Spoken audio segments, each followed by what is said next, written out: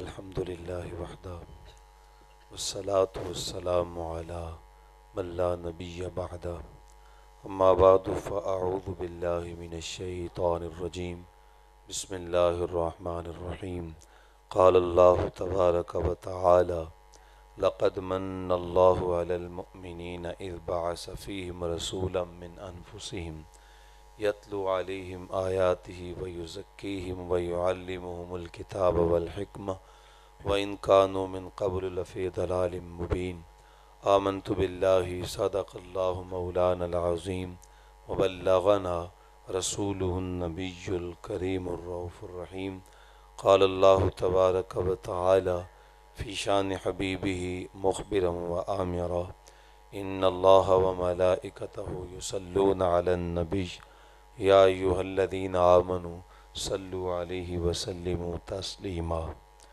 درود شریف الصلاۃ والسلام علیک یا سیدی یا رسول اللہ الصلاۃ والسلام علیک یا سیدی یا حبیب اللہ الصلاۃ والسلام علیک یا سیدی یا جامع الحسنات وعلی آلک و اصحابک یا سیدی یا سید الاشراف کرم بن کر وفا بن کر سخا بن کر عطا بن کر خدا کا نور اترا آسماں سے مصطفیٰ بن کر صدائیں درودوں کی آتی رہیں گی جنہیں سن کے دل شاد ہوتا رہے گا خدا رکھے آباد اہل نظر کو میرے آقا کا میلاد ہوتا رہے گا صبح طیبہ میں ہوئی بٹتا ہے باڑا نور کا صدقہ لینے نور کا آیا ہے تارا نور کا باغ طیبہ میں سہانا پھول پھولا نور کا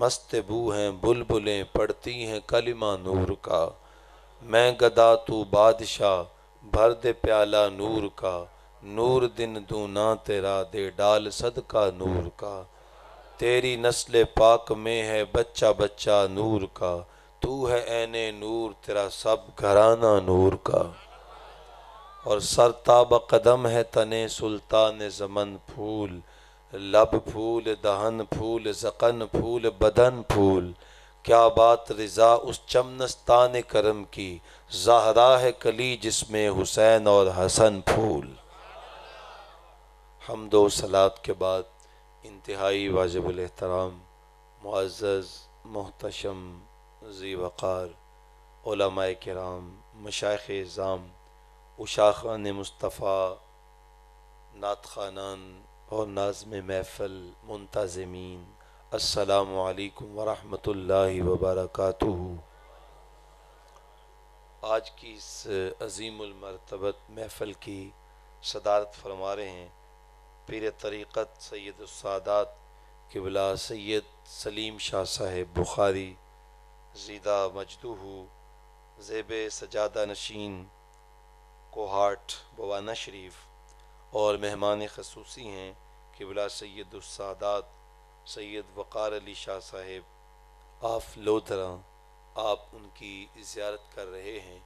اللہ تعالیٰ جل شانہ ہمارے مشائخ ہمارے علماء کا سایہ ہمارے سروں پہ سلامت رکھے۔ آج کی یہ خوبصورت محفل چک اسلام آباد کے ان نوجوانوں نے بڑی محنت کوشش اور لگن کے ساتھ منعقد کی ہے۔ مجھے آپ کو پیارے آقا صلی اللہ علیہ وآلہ وسلم کا ذکر سننے اور سنانے کے لیے جمع کیا ہے۔ اللہ تعالیٰ ان کی اس محبت کو قبول فرمائے۔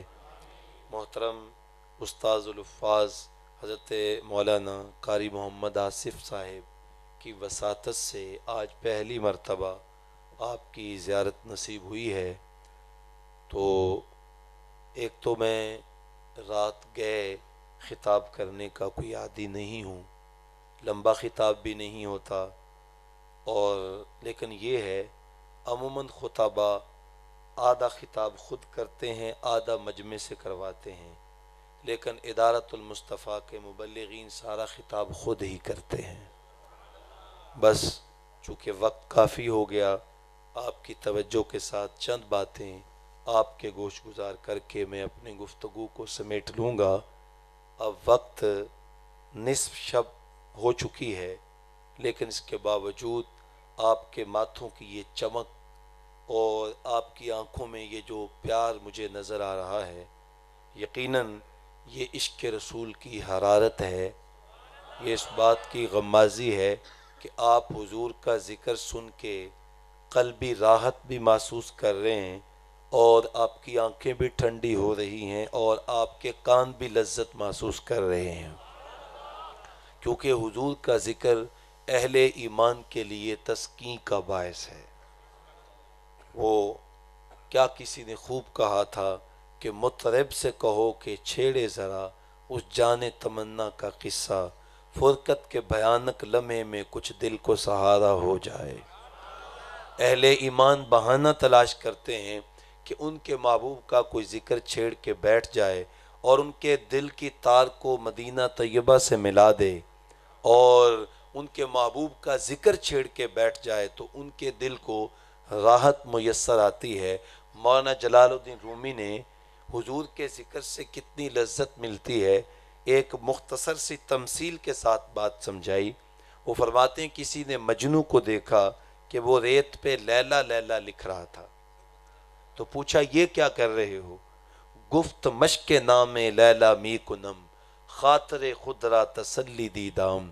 اس نے کہا اپنے محبوب کا نام لکھ لکھ کے دکھی دل کو قرار دے رہا ہوں۔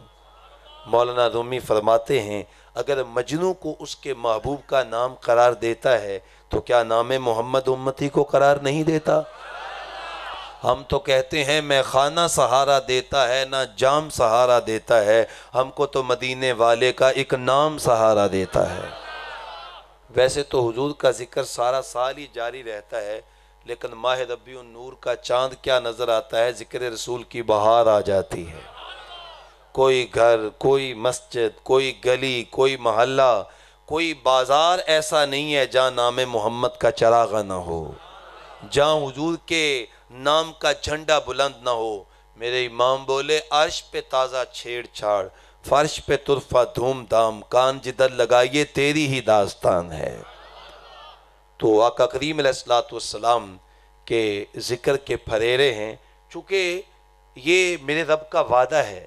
وَرَفَعْنَا لَكَ ذِكْرَكَ، فرمایا محبوب جتنی بھی آندھیاں آئیں، جتنے بھی جھکڑ آئیں، تیرے ذکر کو میں خود بلند کروں گا۔ آج ہر چیز پستی اور گراوٹ کا شکار ہے۔ آپ دیکھیں اخلاق عالیہ گراوٹ کا شکار ہیں، بھائی بھائی کا گلا کاٹ رہا ہے، خون سفید ہو رہے ہیں، ہر چیز پستی کی جانب جا رہی ہے، لیکن اس کے باوجود ذکر رسول اوپر کی جانب جا رہا ہے۔ کیوں؟ جدہ ذکر خدا بلند کرے، کیڑا جمعہ اس نو بند کرے، اس ذکر دا حافظ آپ خدا پڑھو لا الہ۔ تو محبوب علیہ السلام کا ذکر اہل ایمان کے لیے قلبی راحت کا باعث ہے۔ جو آیہ کریمہ آپ کے سامنے تلاوت کرنے کا شرف پایا، اللہ تعالیٰ جل شانہ نے ارشاد فرمایا لَقَدْ مَنَّ اللَّهُ عَلَى الْمُؤْمِنِينَ إِذْ بَعَثَ فِيهِمْ رَسُولًا، اللہ نے اہل ایمان پر بہت بڑا احسان کیا، انہیں اپنا محبوب رسول عطا فرما دیا۔ آقا کریم علیہ السلام کا آنا یہ کوئی ایک معمولی نعمت نہیں ہے، بلکہ اللہ نے ہمیں لاکھوں کروڑوں نعمتیں عطا فرمائی ہیں۔ ان تمام نعمتوں میں سے جو سب سے بڑی نعمت اللہ نے ہمیں عطا کی ہے وہ یہ ہے کہ اپنے محبوب کا غلام بنا دیا ہے، اور ہمیں اس بات پہ فخر ہے کہ ہم رسول اللہ کے امتی ہیں، ہم رسول اللہ کے غلام ہیں، اس لیے کہ محمد جان جانا ہیں۔ پیغمبر ہو تو ایسا ہو، رسولوں کی بشارت سے مبشر ہو تو ایسا ہو، امر توقیر کا سب کو مؤکد ہو تو ایسا ہو، ہمیں کیا غلام ان کا مقدر ہو تو ایسا ہو۔ تو اس پہ ہمیں فخر ہے کہ ہم رسول اللہ صلی اللہ علیہ وآلہ وسلم کے غلام ہیں، اس لیے کہ ہمیں تو کوئی کام نہیں کرنا پڑا۔ آقا کریم صلی اللہ علیہ وسلم کی آمد سے قبل پتہ نہیں کب سے لوگ حضور کا انتظار کر رہے تھے، اور کتنی دیر ہو گئی تھی آقا کریم صلی اللہ علیہ وسلم کا انتظار۔ اچھا بچے تو حضور کی آمد سے قبل بھی پیدا ہوتے تھے، حضور کے بعد بھی پیدا ہوتے رہے، اور قیامت تک یہ سلسلہ چلتا رہے گا۔ اللہ تعالیٰ جن کے پاس اولاد نہیں ہے دعا کرتا ہوں آج کی اس مجلس کے طفیل اللہ انہیں اولاد نرینہ عطا فرمائے۔ یہ سلسلہ چلتا رہے گا، لیکن جس انداز سے میرے حضور آئے ہیں ایسے تو کوئی بھی نہیں آیا۔ حضور کے آنے کی دھمیں مچی ہوئی تھیں۔ آقا کریم کی آمد سے 27 صدیاں قبل، 2775 سال قبل حضرت سیدنا ابراہیم علیہ السلام خانہ کعبہ کی تعمیر کرتے ہیں، اور پھر اللہ کے حضور دعا کرتے ہیں ربنا وابعث فیہم رسولا، مالک تیرا گھر کعبہ تو بنا دیا ہے، آپ اس کو آباد کرنے والا سونا محمد بھی بھیج دینا صلی اللہ علیہ وسلم۔ حضور کی آمد سے 1000 سال قبل طبہ اول ہمگری یثرب پہ حملہ کرنے کا سوچتا ہے۔ اہل یثرب کہتے ہیں تم ہم پہ حملہ نہیں کر سکتے، اس لیے کہ ہم صرف اپنے لیے یہاں پہ زندگی نہیں گزار رہے، ہم تو کسی کی آمد کا انتظار کر رہے ہیں۔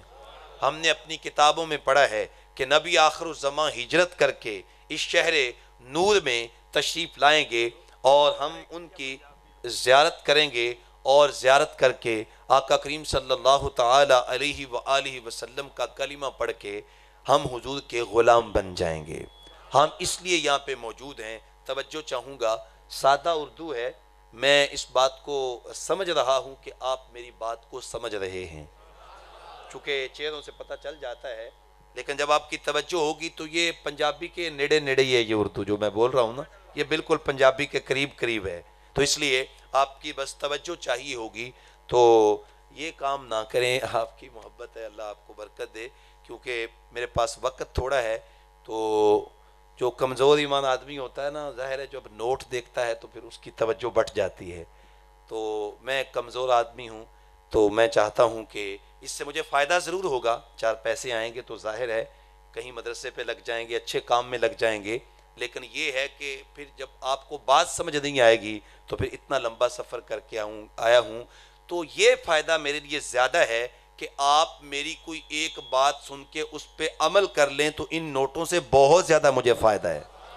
آقا کریم صلی اللہ علیہ وسلم نے غزوہ خیبر کے موقع پہ حضرت مولا علی کو جھنڈا دیتے ہوئے ارشاد فرمایا، علی جب تو نے کافروں سے جنگ کرنی ہے، سب سے پہلے تو نے ان کو میرے دین کی دعوت دینی ہے، اگر تیری دعوت کی وجہ سے ایک بندہ بھی میرا کلمہ پڑھ جاتا ہے تو تجھے سرخ اونٹ ملنے سے یہ تیرے لیے زیادہ بہتریوں کا ساما ہوگا۔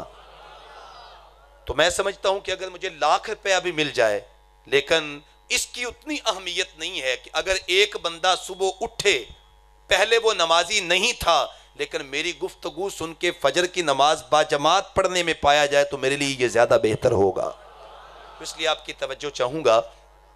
تو جب طبہ کو انہوں نے کہا کہ ہم تو کسی کی آمد کے لیے بیٹھے ہیں، انتظار میں بیٹھے ہیں، تو سنیے گا ذرا، آپ بھی تو کسی کے انتظار میں بیٹھے ہیں نا۔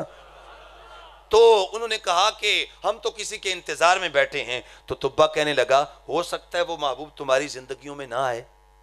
تو کہنے لگے کوئی بات نہیں، اگر وہ محبوب ہماری زندگیوں میں نہ آیا، ہم مر جائیں گے نا، ہماری قبریں تو یہاں بنے گی نا۔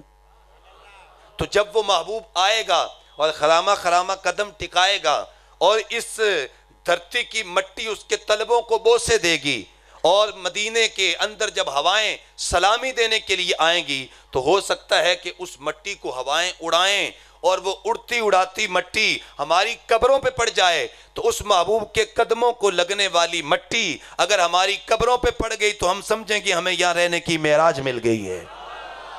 میں تلیاں نبی دیاں چمدا جے میں ہوندا خاک مدینے دی، میں راواں مل مل بیندا جے میں ہوندا خاک مدینے دی، جتے سونا قدم ٹکاوندا سی میرا سینہ لفدا جاندا سی، میں پھلاں وانگوں کھڑدا جے میں ہوندا خاک مدینے دی۔ اچھا، طبہ کے ساتھ 400 علماء تھے، شیخ محقق نے لکھا، علماء تشریف فرما ہیں، 400 علماء تھے، چونکہ پہلے زمانے کے بادشاہ اپنے ساتھ علماء کو رکھا کرتے تھے۔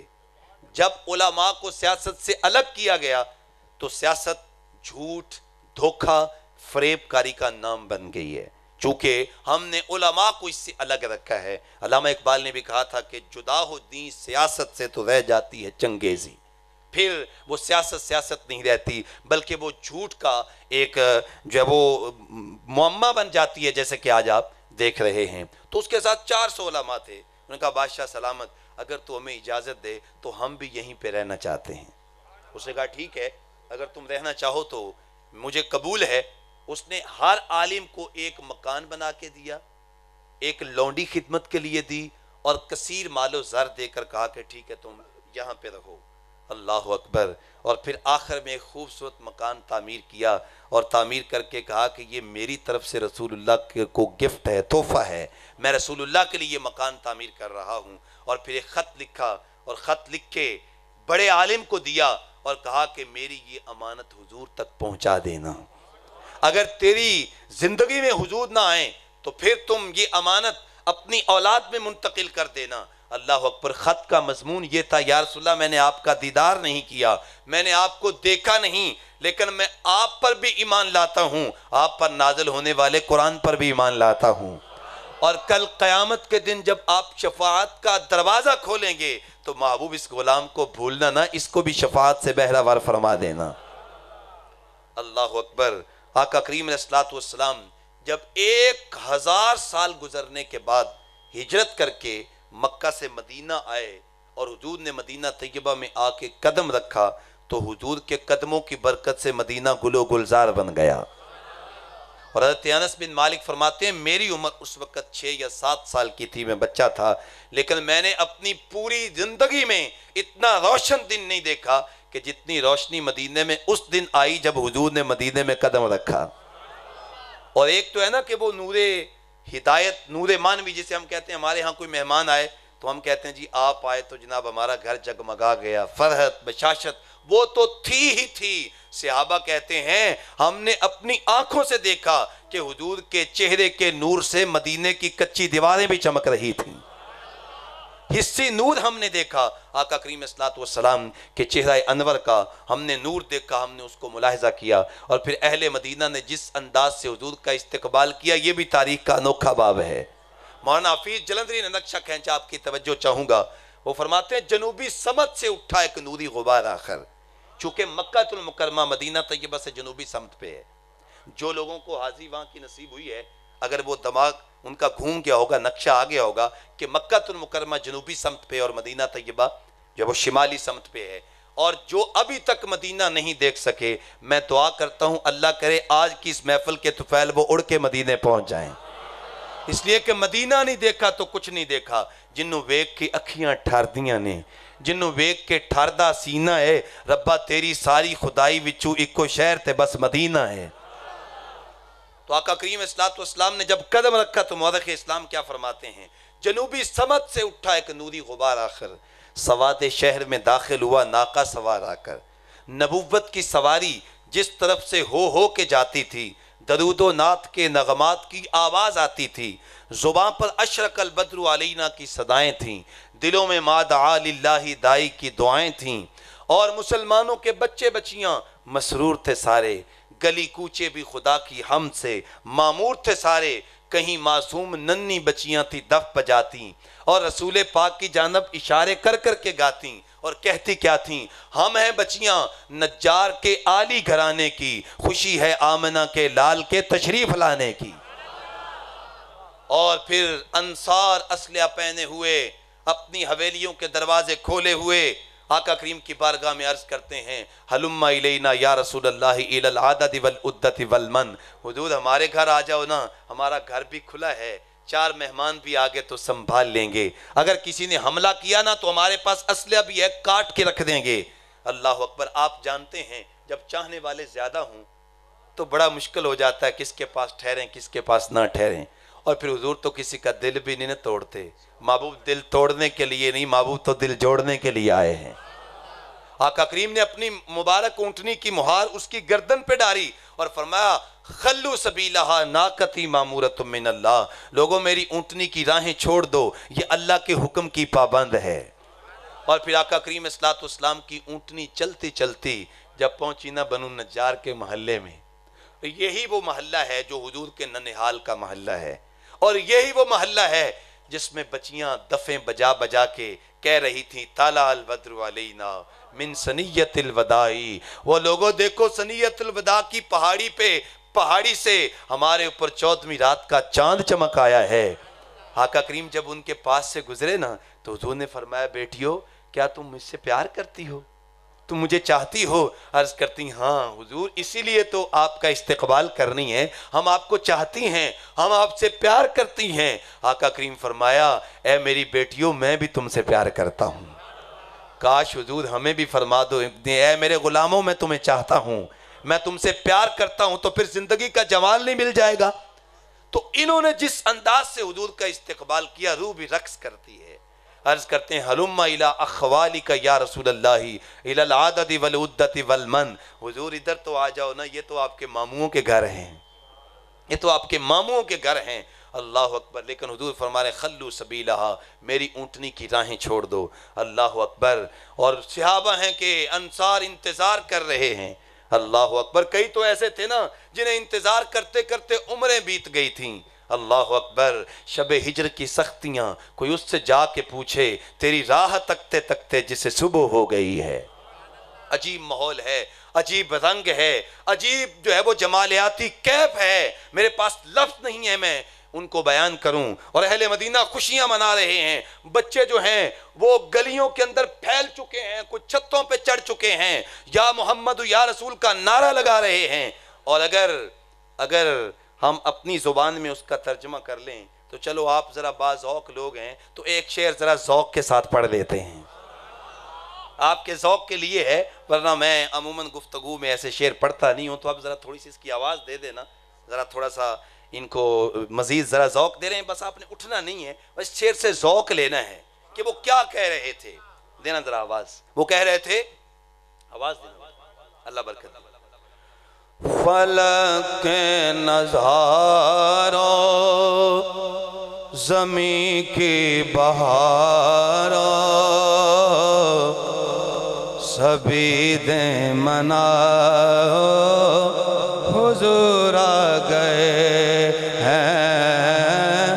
فلک کے نظاروں زمین کی بہاروں سبھی دیں منا حضور آ گئے۔ رب مل کے پڑھیے گا، حضور آ گئے ہیں، حضور آ گئے ہیں، حضور آ گئے ہیں، ضرور آ گئے ہیں، حضور آ گئے ہیں، حضور آ گئے ہیں، حضور آ گئے ہیں، حضور آ گئے۔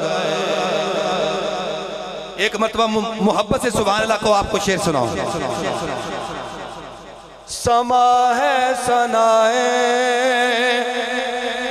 حبیب خدا کا،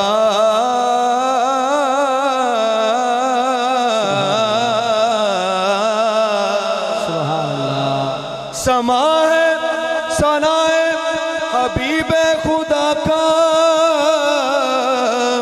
آج میلاد ہے وہ سرور انبیاء کا۔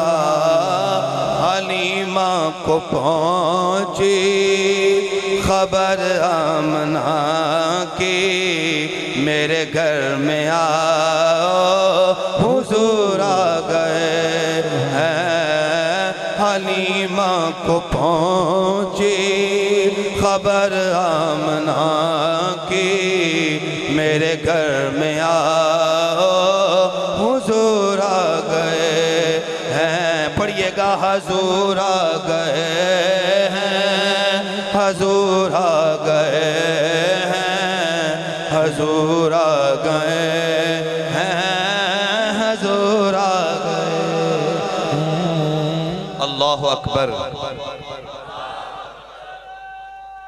جزاک اللہ۔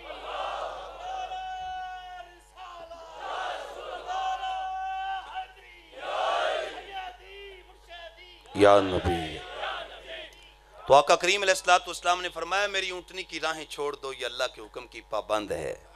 پھر کیا ہوا؟ ساحل، سہیل، دو یتیم بچے تھے، ان کا ایک خالی پلاٹ پڑا تھا، وہاں اہل مدینہ کھجوریں خشک کیا کرتے تھے، وہاں جا کے حضور کی مبارک اونٹنی بیٹھ گئی، آقا کریم نے اٹھایا پھر بیٹھ گئی، قریب ترین مکان حضرت سیدنا ابو ایوب انصاری کا تھا. وہ جلدی جلدی دوڑ کے آئے اور کہنے لگے حضور اب اونٹنی کو نہ اٹھانا، اب تو میرا مقدر جاگ گیا ہے.